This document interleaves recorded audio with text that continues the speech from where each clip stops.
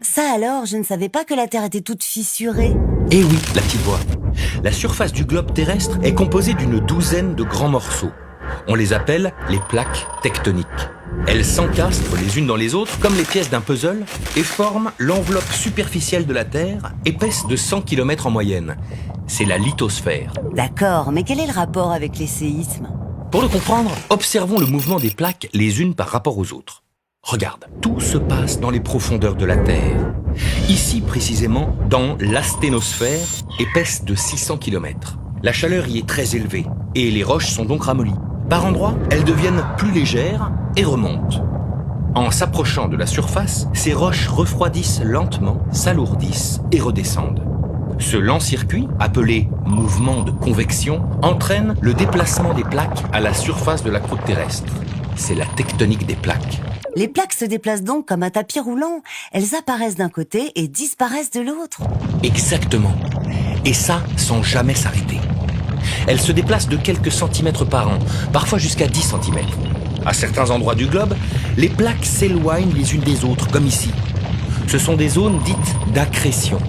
Du magma remonte alors en surface, durcit et crée une nouvelle croûte. On en trouve par exemple au milieu de l'océan Atlantique ou de l'océan Pacifique.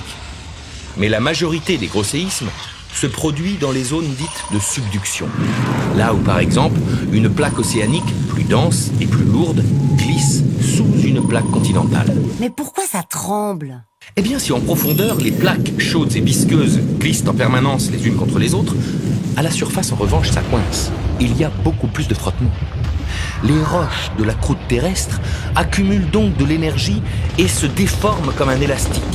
Quand les tensions sont trop importantes, la plaque atteint un point de rupture et casse brutalement. C'est le tremblement de terre. Ce coulissage brusque entre deux plaques crée alors une faille qui peut se faire sur un plan vertical, une partie du sol se retrouve alors plus haute que l'autre, ou sur un plan horizontal, ce qu'on appelle un décrochement. Et parfois, les deux en même temps. Eh ben, y a plus qu'à espérer que ça n'arrive qu'en mer. Détrompe-toi.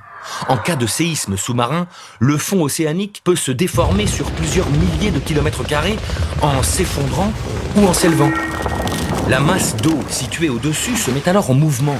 Une série de vagues se crée et gagne en intensité au fur et à mesure qu'elles se rapprochent des côtes. Quand elles atteignent le continent, elles se transforment en tsunamis.